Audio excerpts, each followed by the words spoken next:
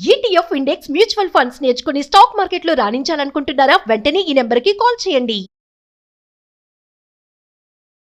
Hi hello నమస్తే, welcome back to Suman TV. ప్రస్తుతం మనతో పాటు ఉన్నారు స్టాక్ మార్కెట్ అనలిస్ట్ సుందర రామిరెడ్డి గారు. నమస్తే సార్. నమస్తే సార్, ఇండియాలో చూసుకుంటే మ్యూచువల్ ఫండ్స్ ఆల్ టైమ్ హైలో ఉంది. అంటే ఇది ఆగిపోతుందా, కొనసాగుతుందా అంటే ఏం చెప్తారు? ఇది యాక్చువల్గా మన వాళ్ళు అంటే మంత్లీ 25,000 crores దాకా వస్తుందండి ఎస్ఐపి రూపంలో. అంటే టోటల్ ఎస్ఐపి ద్వారా మార్కెట్లోకి వచ్చే మనీ రఫ్గా అరౌండ్ 13 లక్షల కోట్లు ఇప్పుడు దాకా వచ్చింది కూడా. అండ్ మ్యూచువల్ ఫండ్ సైజ్ మొత్తం టోటల్ సైజ్ ఆల్మోస్ట్ 60 లక్షల కోట్లు దాటుతుంది.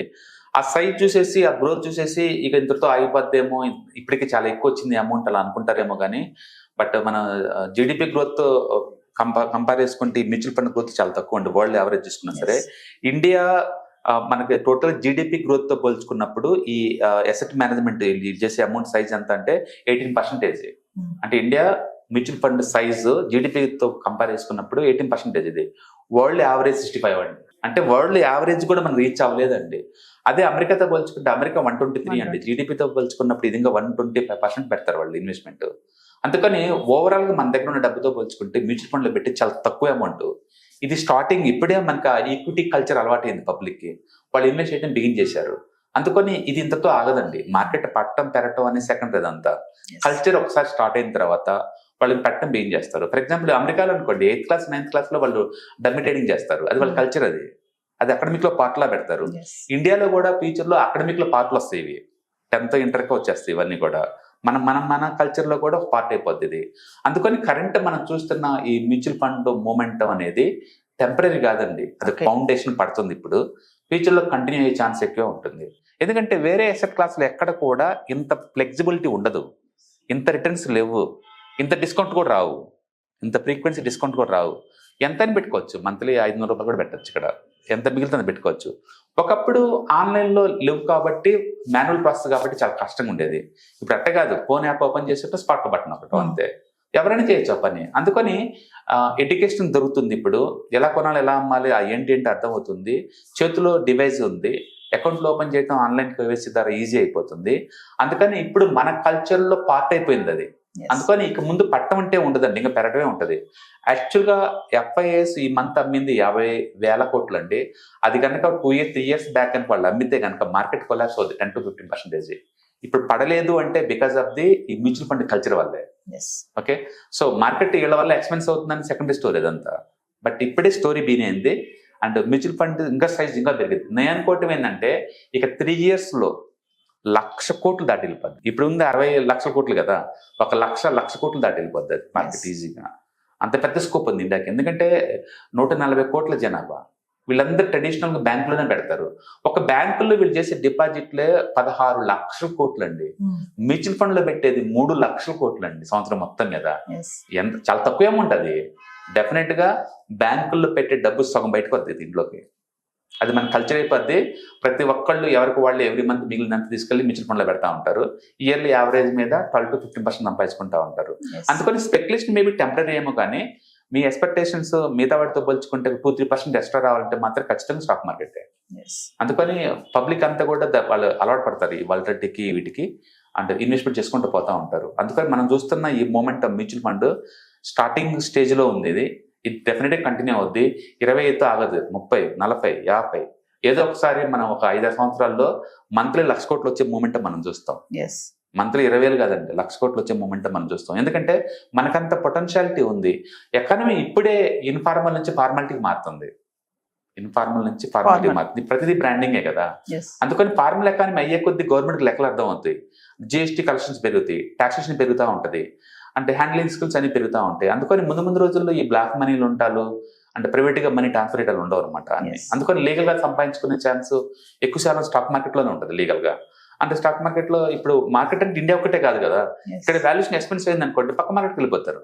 మరి ఇప్పుడు ఇండియాలో కూర్చొని అమెరికాలో ఇన్వెస్ట్ చేయొచ్చు, అండ్ హాంకాంగ్ లో ఇన్వెస్ట్ చేయొచ్చు. అలానే రకరకాల కంట్రీలో ఇన్వెస్ట్ చేసుకునే ఛాన్స్ వస్తుంది.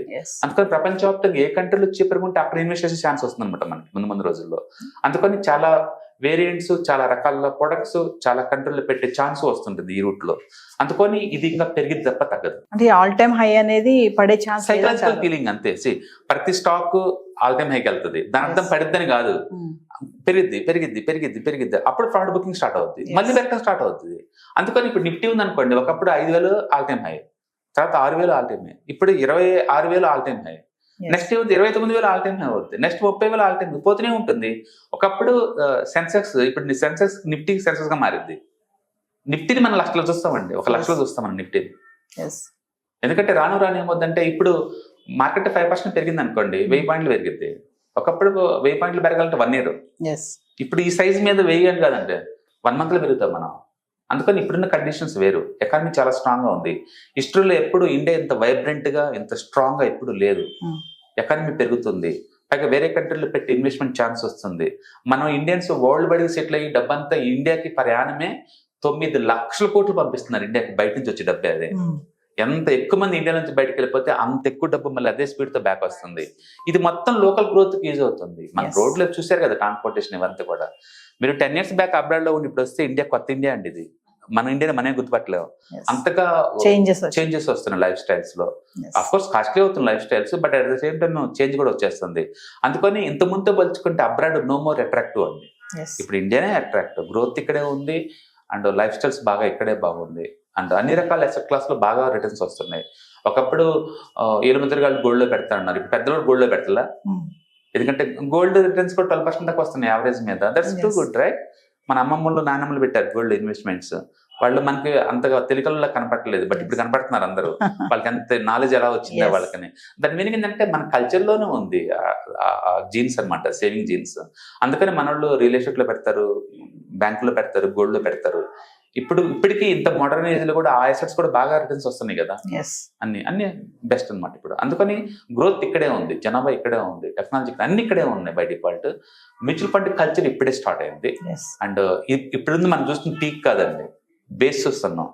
ఈ బేస్ ఇంతే కంటిన్యూ అయ్యే ఛాన్స్ ఎక్కువ ఉంది, రకరకాల థీమ్స్ వస్తాయి ఇంకా. అందుకని సెబీ వాళ్ళు కూడా రీసెంట్ గా మ్యూచువల్ ఫండ్స్ కి పిఎంఎస్ కి మధ్యలో కొత్త అసెట్ క్లాస్ కూడా పెడుతున్నారు. అది ఎవరికి అంటే కొంచెం రిస్క్ తీసుకున్న వాళ్ళకి, డబ్బు ఎక్కువ ఉన్న వాళ్ళకి.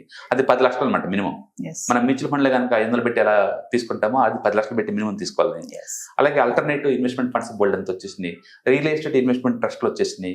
సో కొత్త ప్రొడక్ట్ లాంచ్ చేస్తున్నారు స్టాక్ మార్కెట్ లో. అందుకని ఈ డిజిటల్ ఫార్మేట్ లో అన్ని రకాల అసెట్స్ ఉంటాయి. గోల్డ్ కావాలన్నా డిజిటల్ గా దొరికింది, రియల్ ఎస్టేట్ కావాలన్నా డిజిటల్ గా దొరుకుతాయి, స్టాక్స్ కావాలన్నా డిజిటల్ గా దొరుకుతాయి, డెట్ ఫండ్స్ కావాలన్నా డిజిటల్ దొరుకుతాయి, ప్రతిదీ అనమాట. ఎందుకంటే ఫ్యూచర్ లో మన గ్లోబల్ సిటిజన్స్ ఎక్కడ ఎప్పుడు ఎలా సెటిల్ అవుతావు మనకే తెలియదు, అండ్ ఫిజికల్ అసెట్స్ క్యారీ చేయలేము. అందుకని మోడర్న్ పబ్లిక్ కి మోడర్న్ అసెట్స్ అనమాట. ఇది మ్యూచువల్ ఫండ్ ఫార్మేట్ లో ఈజీ దొరుకుతుంది అనమాట. అందుకని mutual funds here to stay. And మనం చూసేది బబుల్ కాదండి, స్టేబుల్ అది, అండ్ కంటిన్యూ అవుతుంది గ్రోత్. అంటే సార్ మ్యూచువల్ ఫండ్ లో ఇన్వెస్ట్ చేసే వాళ్ళ సంఖ్య పెరుగుతుంది అని అంటారా? అవును, డెఫినెట్ గా. ఎందుకంటే నెంబర్స్ అవే చెప్తున్నాయి. మ్యూచువల్ ఫండ్ లోకి వచ్చే అమౌంట్ పెరుగుతుంది, మ్యూచువల్ ఫండ్ అకౌంట్లు పెరుగుతున్నాయి. మొత్తం 17 కోట్ల మందికి డిమాట్ అకౌంట్లు ఉన్నాయి ఇప్పుడు ఇండియాలో. యూనిక్ డిమాట్ అకౌంట్ లో ఉన్న సంఖ్య లాస్ట్ మంత్ 17 కోట్లు అనమాట. 17 కోట్ల మంది. అందులో ఎస్ఐపి ద్వారా మ్యూచువల్ ఫండ్ లో పెట్టే వాళ్ళే 9 కోట్ల మంది ఉన్నారు. ఎస్ఐపీల ద్వారా మంత్లీ కొంచెం పెట్టేవాళ్ళు. ఆ సంఖ్య పెరగడం తప్ప తగ్గటాలు ఏమి ఉండదు. అప్ అండ్ డౌన్ అవ్వచ్చేమో కానీ గ్రోత్ మాత్రం ఆగదు. ఒక్కసారి వీటికి అలవాటు పడినప్పుడు ఇది ఈజీ అనమాట, థర్డ్ పర్సన్ తో పని లేకుండా. హాయ్, మీరు స్టాక్ మార్కెట్ కి కొత్త, లేదా మీరు మార్కెట్ లో ఉన్నా సరే మనీ మేక్ చేయడం టఫ్ గా ఉందా? అంటే స్టాక్ మార్కెట్ లో ఎన్ని సంవత్సరాలు ఉన్నా సరే ఇంకా బ్రేకింగ్ ఏం రావట్లేదా? లేదా మీరు పెద్ద మొత్తంలో స్టాక్ మార్కెట్ లో మెయింటైన్ చేయాలనుకున్నారా? మీ పొజిషన్ ఏదైనా అయి ఉండొచ్చు. స్టాక్ మార్కెట్ లో కనుక లాంగ్ టర్మ్ లో మనీ మేక్ చేసుకోవాలనుకుంటే షార్టెస్ట్ పాసిబుల్ వే అంటే ETFs, index funds, mutual funds ద్వారా లిటిల్ బిట్ ఈజీగా ఉంటుందన్నమాట. కాబట్టి మీకు ఎవరికైనా ఇంట్రెస్ట్ ఉందంటే ETFs, index funds and mutual funds నేర్చుకోవడానికి ఇది బెస్ట్ పాసిబుల్ వే ఏంటంటే ETFs, index funds and mutual fund course. ఇది ఎవ్రీ మంత్ వీకెండ్స్ లో సాటర్డే, సండే, మండే ఇలా 3 రోజుల్లో daily 2 hours, totally 6 hours program ద్వారా నేర్పడుతుంది. ఇంట్రెస్ట్ ఉన్న పార్టిసిపెంట్స్ కింద స్క్రోల్ అవుతున్న నెంబర్స్ ని కాల్ చేయడం ద్వారా లేదా రిజిస్టర్ చేసుకోవడం ద్వారా మీ సీట్ ని బుక్ చేసుకోవచ్చు. Thank you.